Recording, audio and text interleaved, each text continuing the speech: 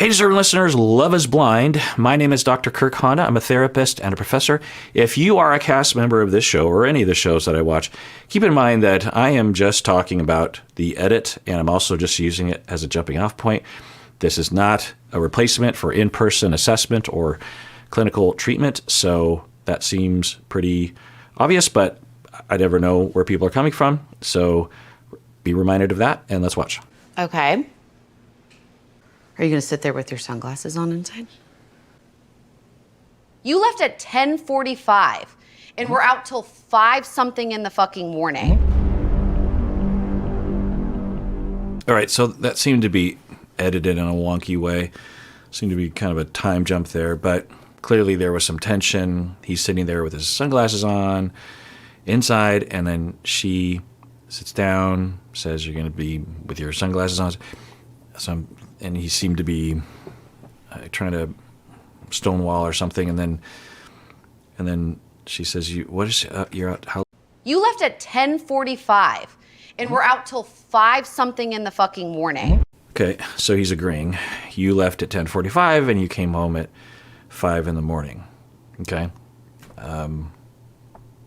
Well, let's watch. The bars close at 2. What were you doing until 5 o'clock in the morning? Okay, they're playing the music. I wish they would just play the conversation. Okay, so he went to the bars, and they close at 2, and so why did he leave, I guess is the question. We're going to Lost and Found. Cool. Going to meet up at Lost and Found. When I was halfway there, got a text message from one of the guys from the pods saying, "Hey, Sarah's out here, just so you know." I directly was like, I'm probably going to turn around, and then was like, no, you know what? I'm not going to let somebody else dictate what I do. I don't understand. I feel like with some of these fights this season, we're missing some key ingredients. Because if you just go verbatim and you don't pay attention to tone, it sounds like he just went out with his friends and stayed out late. But I think we're missing something. Because I'm just, if I stayed out till 5 in the morning, my wife wouldn't be wording it or having tone like this. She probably would just be like, well, you were out late last night. Like this assumption or something. Now, maybe Jeramey is a D-bag and she has, I'm just assuming that there's some broader context here.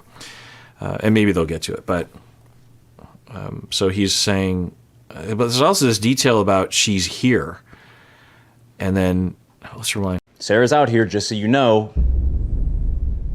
I directly was like, I'm probably going to turn around, and then was like, no, you know what? I'm not going to let somebody else dictate what I do. So I think Laura is this other person. He says, Laura's here, and then I'm not going to let someone dictate. I think that means, Laura, I'm not going to let her dictate. So was she following him? Let's rewind. From one of the guys from the pods saying, hey, Sarah's out here, just so you know. I directly was like, I'm probably going to turn around, and then was like, no, you know what? I'm not going to let somebody else dictate what I do. So went there. She comes over to me and is like, oh, hi, Jeramey. Hugs me, walks away. And I'm like, whoa. It's funny. Did he say Sarah and I just inserted Laura? Okay, that changes everything. Let's rewind. I was halfway there. Got a text message from one of the guys from the pods saying, hey, Sarah's out here. That is so weird. I inserted Laura into that sentence, hearing him say Sarah, because it sounded I was like, wait, are we talking about Sarah? I don't know. I just assumed. I didn't think Sarah was in the picture. Okay. What? The way he's talking is, I don't know. Maybe he has a basis for it, but it sounds pretty immature. It's like, what am I supposed to do? I mean, I'm not going to let so I don't know. Am I missing something? The way it sounds is he was going out with his friends and maybe everything was fine between him and Laura at that point. And he's like, yeah, what am I supposed to? And then they say, by the way, Sarah's here. And then, oh, he's referring to Sarah. So he's like, I'm not going to let Sarah dictate what I'm going to do. Meaning, I'm not going to turn around and not go out with my friend just because Sarah is there. She doesn't control me. Okay. Do you think Sarah was trying to control you? She was probably just socializing and maybe hoping to run into Jeramey. And this could all be a lie, right? It could just be him, actually purposely meeting up with Sarah. Doesn't seem likely, but could be. Okay. So you want to hang out with your friends. Okay. Primary concern is Laura, your fiance. So you would call her and say, by the way, just want to check in. Sarah's at this thing. I want to go hang out with my friends, but I don't want you to feel threatened. Like earlier he was telling her family or friends that, her family about the Sarah DM. He said that he received the DM and immediately he says, I couldn't wait to tell Laura so I could actually show that I'm trustworthy. It was a very good instinct. So he goes to her and then Laura's like, yeah, but you hearted it. And you've heard me talk about in some of these videos on YouTube, I can only up thumb or down thumb, or can I down thumb or heart what your comment is below. And I think if I up thumb it, then is that the word up thumb? Thumbs up it? Sounds dirty for some reason all of a sudden. I don't think you can see if there's no identification as to who up thumbs you. It's anonymous up thumbs. But with the heart, only I can hit the heart, I think.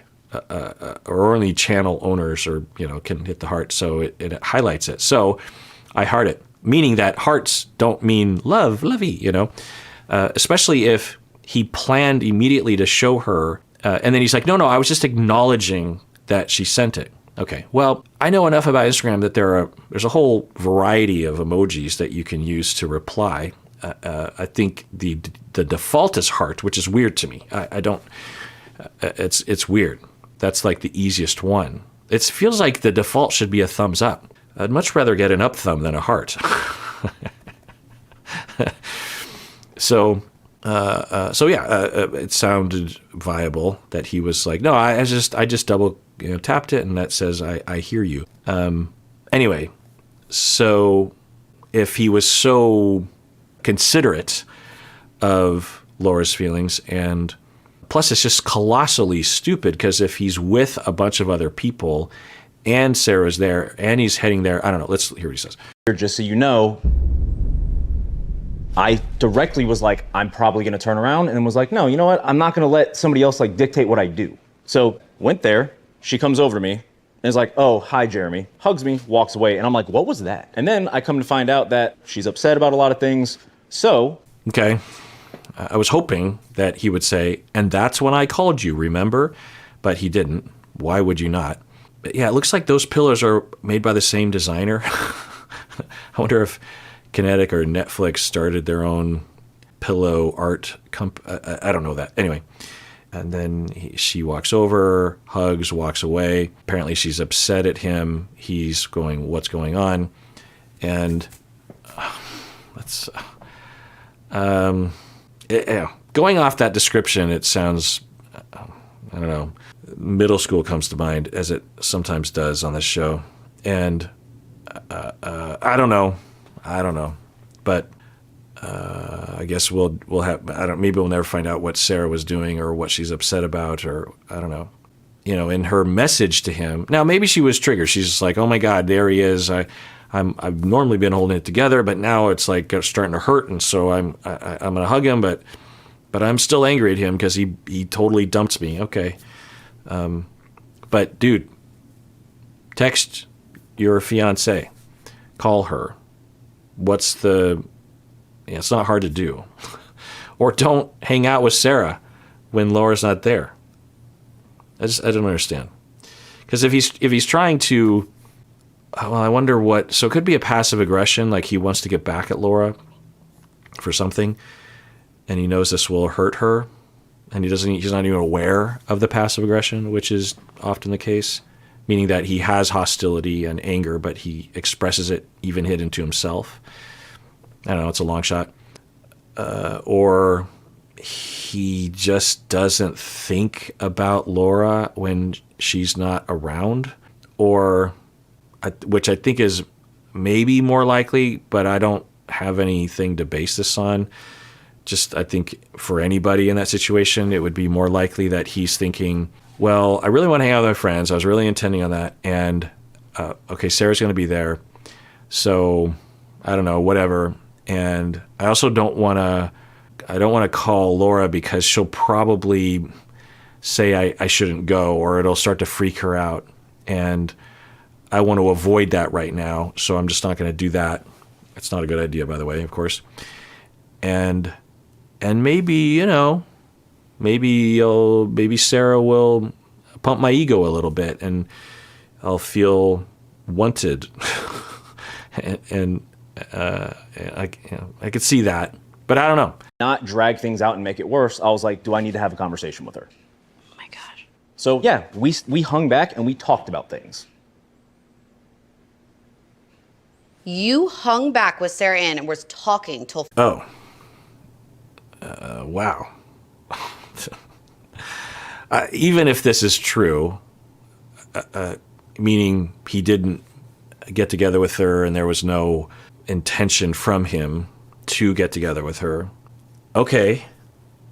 And when did you talk with Laura beforehand? I mean, so even if this is true, if I were Laura, I would be like, okay. And I guess I would ask, I would ask, at what point did you think about me in this scenario?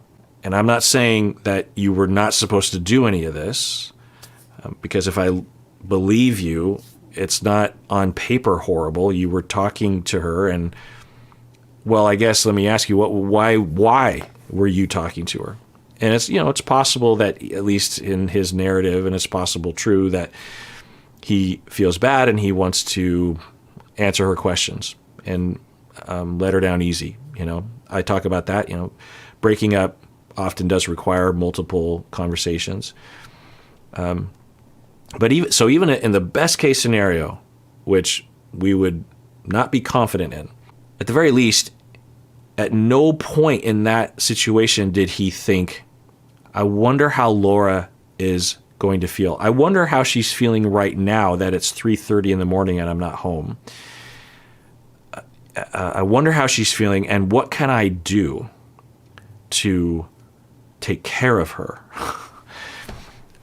What he's showing is that wasn't on the radar, and he doesn't seem to feel bad about it at all. Like if he was like, yeah, I know, I'm sorry. I should have called you or texted you, or I should have come home earlier, but let me, just some recognition.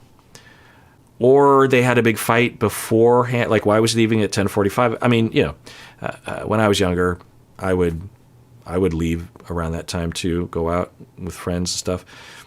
Does he have a problem of some sort? Some kind of drinking problem? I don't know. Now, to look at it in an uncharitable way, it reeks of suspicion in that it's like, if you were in this relationship, you're Jeramey, and you wanted Laura to be angry at you, and you wanted everyone to be angry at you, including the audience, the other cast members. If you just wanted everyone to hate you, this is what you would do. You would he pursued Sarah. Sarah came over, hugged, walked away. He could have just said, well, I'll talk to her another time. He pursues her and then proceeds to hang out with her from, I guess the description, from 11 or midnight until 5 a.m. If the places close at 2, and maybe it didn't, and it stayed open later, meaning that they don't serve alcohol anymore or something, either it stayed open and they hung out there all the time, or they more likely hung out in their car or went back to her place or something, or his place, right? Because they're both not at their respective homes. So that could have happened too. And it would be reasonable for Laura to think that that was a good possibility, especially when he doesn't seem to have any care, Yes. This shit's adding up. You're constantly dumping things on me. that pertain to this other person that then I have to deal with. But you're like, oh, that's your issue, not mine. I told you. What is there that you have to deal with? What do you mean? The fact that you haven't shut shit down. So, yeah, she's upset. I think anybody would be. If I were in her shoes and I were managing differentiation, I would, the way she describes it, you're always dumping it on me. And it's kind of an abstract, I don't even necessarily know what that means. The first time that she DM'd, he went to her because he wanted her to not discover it otherwise, So it's not dumping on someone that's being in an open relationship, a trustworthy relationship. Maybe there were other incidents that we're not hearing about. Well, I guess he talked about Sarah a bit. Anyway, I think to the core is for Laura. So if I were in her shoes, I would say, one, I would ask a lot of questions. That's my kind of way. Before I kind of get into it, it's like, wait, let me understand the landscape. Did you get together with her? Do you want to get together with her? Did you think about my feelings? Did you think about calling me? Why did you have to do that? What was the motivation? Well, I just wanted to clear things up. Okay, why that night? Why couldn't you kind of clear it up and then come home so that I'm not worried or it doesn't raise a bunch of alarm bells of various sorts, not only of infidelity, but also like you just apparently don't consider other people's feelings. Did you think about that? And so if I get the answers that I think I would get given his presentation, he'd probably say, I don't know, it just didn't occur to me. Or I don't know, we were really, I was trying to talk with her. But he's also suspiciously not offering information. You think he would. If there were things to say, you think he would say, look, she was really upset and I felt bad and I wanted to clear the air. I wanted her to understand that although I don't want to be with her, I still think of her as a good person. And the fact that I'm not with her, I didn't propose to her, has no reflection on how much I did care about her. It was real. And because, she seemed to be thinking I was leading her on in the pot, whatever it is. You just think there'd be some effort. So if I just look at it from the surface, it almost looks like he's trying to provoke Laura to break up with him. That's what, that actually fits. Almost like the whole scenario was that from the beginning. That makes the most sense, actually. Because he's just sitting there. It's like he throws it out there and it's like, doesn't try to preserve, because even when people are having issues, at the very least, they understand how it would look and would at least try to get out ahead of that. He's not trying at all. He's just like, here are the facts. Let's see what this does to you, which makes me think that I think I had mentioned, because at least I was thinking that I don't know how invested he is. He, on paper, looks very invested. He's saying a lot of the words, but like the very first moment that I wondered about it was, they had the bean dip fight, and the next day he's just like, I was totally wrong, and I'm so sorry. I'll never do that again. It was all my fault. I felt like an asshole. In that moment, although on paper I'm like, wow, that's really commendable. That's very mature. It's very loving and giving, and it's great. I didn't understand why he was the one only apologizing, because if that's true that he was completely to blame for that, then I guess it is. But I don't know. It looked like Laura was also culpable for some of the things that were happening. But I don't know. But anyway, so in that moment he's like apologizing, and the vibe I was getting was the way you would apologize to like a customer. Like the McDonald's cashier is being accused or yelled at by a customer, and in their head, the McDonald's cashier is like, not my fault, but you apologize anyway. I'm terribly sorry, sir. Can I get you another hamburger or whatever? It just kind of had that look to it. And yeah, but I couldn't know, right? But it just kind of had that feel. Who knows? But in this theory of mine, this hypothesis, at some point early on, meeting her in person, he was done. And was like, or subconsciously done or something. And he's just like, I'm just going to go through the motions. And then at some point, a lot of people are like this, which is disturbing. Like a disturbing high percentage of people are like this, where they cannot face breaking up with someone. Sometimes it's because they're too nice, but sometimes it's other reasons. Usually trauma reasons for themselves. Not just like abuse, but like observing a divorce, and they in their heart believe that when someone leaves, it's really atrocious. And so they have a very black and white point of view about breaking up with someone, and it's too hard for them to bear that weight. They don't have like another way of seeing, because sometimes, breaking up with someone isn't always atrocious. It can be hurtful, but it's not like you're a bad person. And so for some kids, they'll observe that and they'll just believe like, I don't ever want to be that sort of person. And so when they're faced with breaking up, they don't know what to do. And they will maybe even subconsciously essentially play games to provoke the other person to break up, and then they don't have to carry that weight. Because it is a weight to carry when you break up with someone. We've seen that on the show. When people break up with someone, it's not pleasant for them. It's more unpleasant to be dumped, but if you can avoid it, then people will try. So he subconsciously or consciously says, here's my chance. Sarah's going to be there. No, I'm not going to go. Wait, if I go, then maybe it'll provoke Laura. And what I'll do, this is just me speculating up the wazoo, is I won't cheat. I won't do that. I won't do anything wrong. But I'm not going to call her, and I'm just going to see where things go. And if she wants to talk, then I'll talk. And maybe this is just me speculating, but maybe he was thinking, well, even if I just see her, then, not that he planned it in advance, but he it was an opportunity. He was hanging out with his friends, and then it's like, oh, Sarah's there. Wait, this could be good. Hang out. And he's thinking, well, if I spend like a couple hours with her, and then, she'll want to leave, and then I'll go home, and maybe that will provoke Laura. And then as the night goes on, it's like, oh, she wants to talk more. Because of course she does, because Sarah is hoping that he's changed his mind, which could have happened, right? He could have absolutely, there's a possibility that he at least gave signals, if not directly told Sarah, that his commitment is wavering. And they either just hung out platonically or they got together. Who knows? So then he's like, okay, let's say he didn't do anything. And he's like, okay, I didn't do anything. And I'm in the clear. I am guilt-free.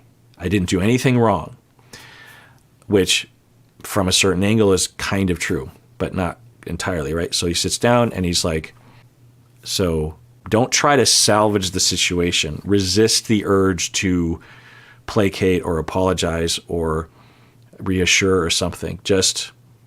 I'm trying to think of an example. Well, at the university, 1 out of 500 students will present with an issue that we don't detect in the screening interview process, and they manage to get into the program, and then they create all sorts of problems. It's very rare, but when you're a program director like I was for a while, and even when I was a program director, essentially at a small university, the professors typically have to do everything. They have to do the student management, the advising, obviously the teaching, the interviewing, the marketing. Like the professors, there's not like a team of marketers and interviewers, and it's like the professors have to do anything, so have to do everything. So I worked at Antioch for many, many years, and so when you have hundreds of students coming through, every once in a while, statistically, apparently, you're going to come across so many students. And so they would create a problem, and they would sometimes cross a line where they were considering us to be against them. Again, 99.9% of students, never anything like this, no problems at all. Everyone was happy at graduation. Occasionally, it wouldn't go that way. And one of the styles that I had that I found would work is that when there was a hearing or a moderated conversation or recorded conversation is that I didn't have to say much to this student for them to reveal what's really happening. And if I said a lot, it might actually cause more problems for the point that I'm trying to make. They're accusing me or the program of something. And sometimes this is literally in court, there were lawsuits. When you're a part of a university, you just get used to that. It's unfortunate. And I worked really hard and I described this in my book on supervision. There's a bit on gatekeeping that I go into around this, but I worked really hard to build systems so that they would be much less likely that these students would actually get into the program. Not because I want to reject them as human beings, but no one wins, including the student, particularly the student, because the students never would win. That their lawsuits and all their actions it never panned out because we might have been partially to blame for some things, but they were the ones that were the problem.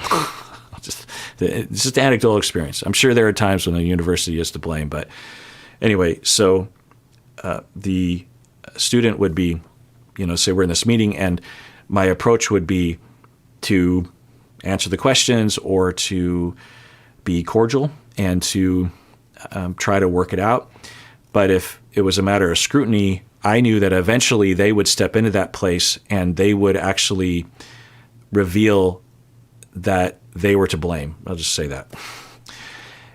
And so that was my strategy. So he might be using that of just like, I'm just going to plop this out there and just wait. Because I know, in fact, he probably does know that she will become unglued and very demonstrative. It's speculation upon speculation. And maybe he thinks, well, then that will make her look like the evil one, because he's always having to think about the cameras too. It'll make her look like she's the jerk face. And then when I end up either being broken up with or I break up with her, then, America is watching and America loves an underdog or something. I don't know. This is because this looks very strange to me. All of this bullshit, had you just responded appropriately when she DM'd you. But no, you did nothing. You followed her back. You haven't taken any initiative to shut this shit down. So I'm just supposed to trust that you just supposedly had this lovely conversation where you did nothing but shut it down. So again, if I were in her shoes and I were differentiated, which is not guaranteed, I would check in with myself and I'd say, well, I don't know. It certainly doesn't look good, but I don't know. Plus, even if he did get together with her, he could continue to deny it. But what I do know is a fact is that he hung out with someone that he almost proposed to.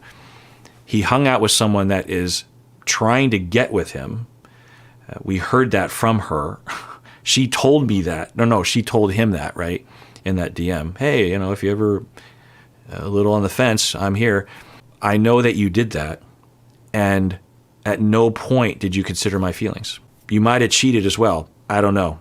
You're claiming you didn't. And if I asked her and you guys did get together, I'm guessing she would claim that it didn't happen either. So I don't know if you're lying or not. Either way, factually, you did not consider my feelings.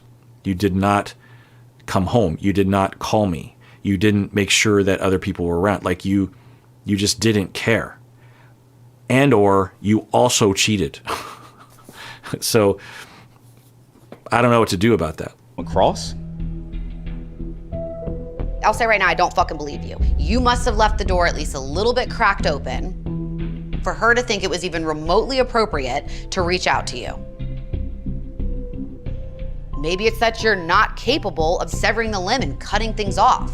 Yeah, maybe it doesn't really matter, but the things that she's focusing on, well, she did say that. Yeah, I wrote that down. She said that, I want to get it right here. She said that I tend to leap to conclusions. I think she is doing. Now, does she have, this isn't so much of a leap, right, that they cheated. But then she's leaping beyond that. She's like, you must have left the door open for her to DM you. We haven't heard any evidence of that. He might have, but that isn't even really the issue. And this is something that people will do, is that, I'll use this as a jumping off point, that I think when people are undifferentiated and not really checking on with like, what's the core of the problem here, and what's the core of my feelings, and what's the bigger picture, at least at times being able to differentiate.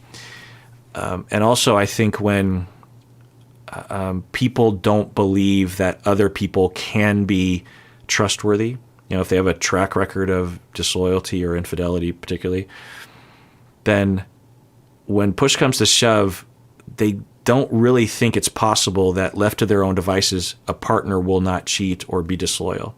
So they resort to measures to corral their partner. Like with my wife, I don't dictate what she does at all.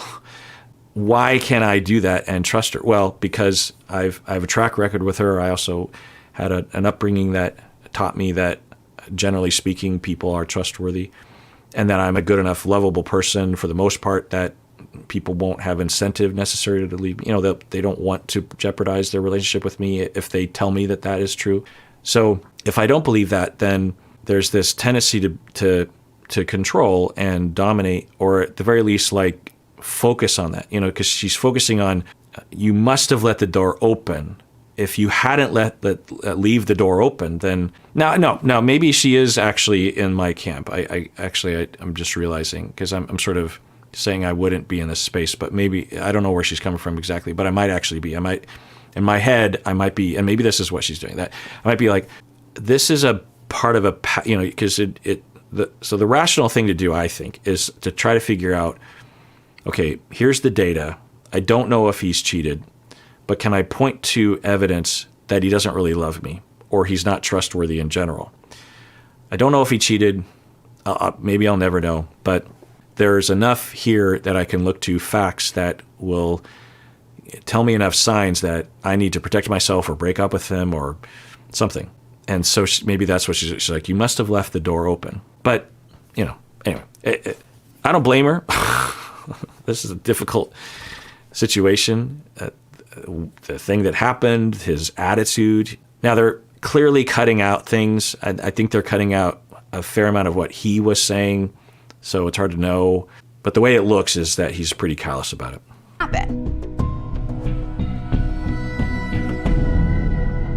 I'm sorry for that. But like, as an extra layer of reassurance, like, I shared my location with you. Like, just so you knew exactly where I was at. How is that supposed to give any reassurance? Nor do I want to be engaged with someone to where I need that level of reassurance, where I need to... Okay, so he's saying I shared my location with you. It's a tick in the column, but why did you could have easily just said, well, I got to get home, and I certainly can't hang out with you alone till 5 a.m. Even if my intentions are innocent. You just imagine, which really does kind of lend itself to the theory that he did cheat, because if he was truly just being altruistic and non-cheaty, then there's no desperation to stay. And God, if I really think about it, so one story is that he was on the fence about Sarah and Laura. He meets Laura, and they don't have chemistry, or they're just not really getting along that well, or he has some nitpicks about her, or he has a general pattern of doing that anyway. I don't know. And then he either subconsciously or consciously starts thinking about Sarah, which would be totally normal. It's almost universal that, if you date someone and it doesn't kind of go well, and then you date another person, let's say you date someone and circumstance leads that relationship not working out, like they move out of town or something. And then you date another person, say you're in a 5-year-long relationship. It's very common for whenever you have a dip in your commitment to your partner is to start thinking about that one that got away. Whether it was the very last person you dated or the last person that was, that you felt good around. Follow their location? Fuck no. And I was asleep. So what exactly did you want me to do? Stay up and follow your car? Right. I thought about that. Well, I didn't know if she had been up, and he knew that she was up, but yeah, I shared my location. What's the problem? Yeah. No. How would that be any reassurance? Reassurance would be coming home at a decent hour, not 6 o'clock in the morning. I would have acted so much differently than you did in this situation. It's unreal. I know nothing. Yeah, I would say most people would. I would say most people would have acted completely differently. I mean, worst case scenario, the average person would go to the bar and see Sarah there, and then make sure that there's a crowd so there are witnesses, and then as soon as things are wrapping up, you go home. And then you can say, look, there were 10 other people there. You can ask them. I didn't get together with her. I barely even talked to her. And that's even kind of worst case scenario, because that could feel bad if you're Laura in that situation too, because he could have easily stopped, called Laura. Sarah's there. I kind of want to go because I want to have some closure with her, but if you don't want me to go, I won't go. It wouldn't have been that hard to do that. Bothers you and you don't get stressed out, but I'm supposed to meet the mother of my fiance today. I don't want to go hang out with your mother and act fake as fuck in front of her. And she's going to be like, oh, why did you choose my wonderful son? I don't have anything nice to say right now. Yeah, I actually appreciate Laura saying that, because I think a lot of times on this show and other shows that I watch, they are more concerned with the show because they're, the cameras are here, I think, primarily because his mom's coming over, not because of the fight necessarily, right? It might have just sort of randomly happened. At the very least, that's what she's like. I don't know if I want to go through it because, so many cast members will just, sort of force themselves into it or put on a happy face. And because, yeah, of course, if your mom comes over and I have to go through that, I'm going to tell her what you did. I don't think you want that. And I don't want that. I don't want to get into it with your mom. I don't want, why? So let's call it off. I wish, so it's an authentic glimpse. Right now. Okay. I could have gotten a text last night. I could have gotten any fucking acknowledgement as your fiance, the one you chose. Oh, but you shared your location, so I'm... Yeah, good. So I was wondering, maybe he did text, and they're just not mentioning it, so it's good to have this clarification. And yeah, this is, what I was saying earlier, this is, I think, the baseline issue that from the facts. If he did cheat, then of course it's over, but you don't know if he cheated or not. It looks bad, but you don't know. At the very least, you absolutely do know that he did not consider your feelings. And you can all think about this for yourself, because sometimes it can be hard to sift through it, particularly if you've been treated poorly often and you don't know when you have the right to feel bad or something. And a question is there evidence that they considered my feelings? It's not what he did. To me, if I were in Laura's shoes, I wouldn't say, I don't know if the cheating happened. Let's say he came home at 2:00 and I was still kind of like, what? I would say, well, okay, you didn't cheat. I'll take your word for it. But I do know that you didn't think about me and call me or text me or not go because you were worried that you might hurt me. I know that you didn't do those things. You either didn't think of me or you did and you didn't care. Either way, that hurts. It's supposed to be good. Where were you? In the parking lot. Yeah, that was my suspicion that they went into the car. Yeah, it doesn't look good. And so, I don't know.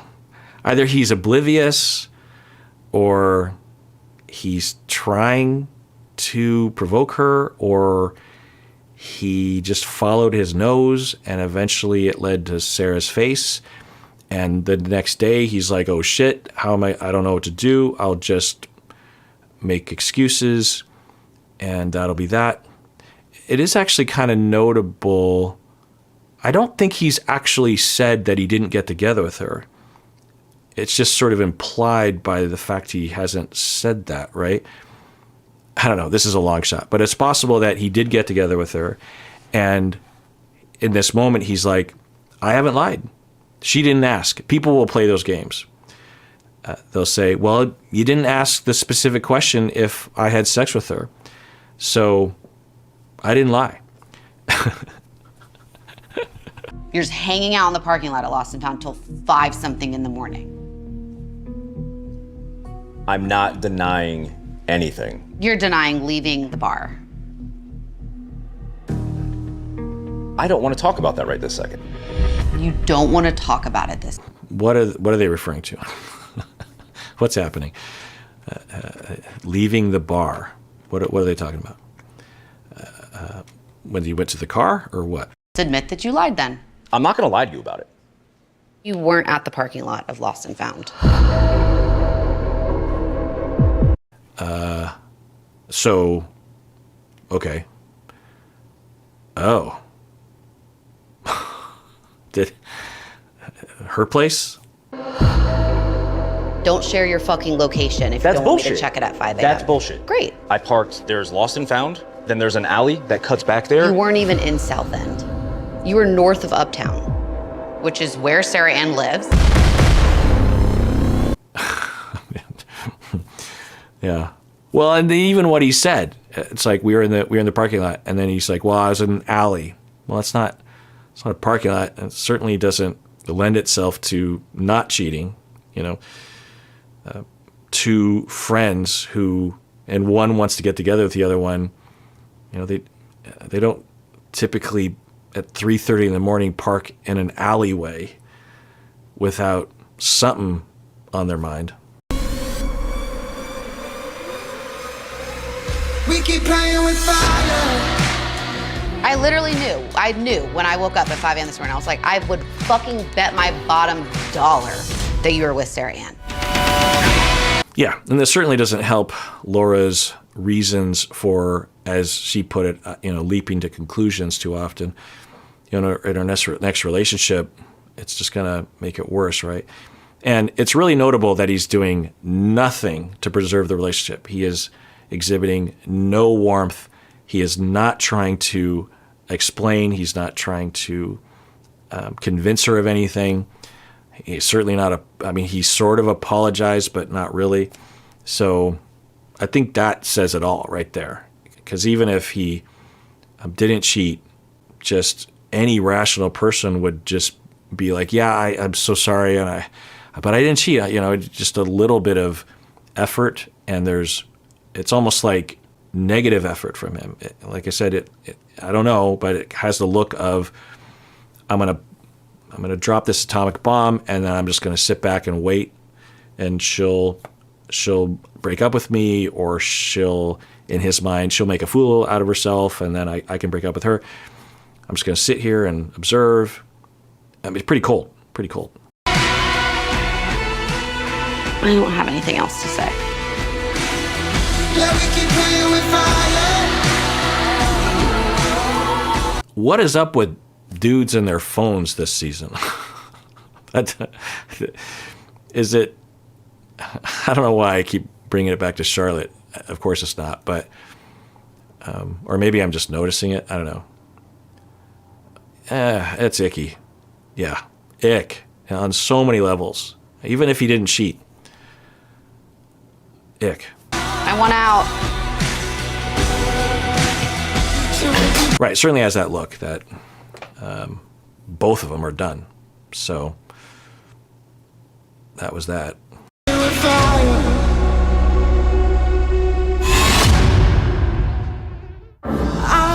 All right, I never watched this. It spoils it, so I'm going to call it a night and wait for the next batch of episodes to come out.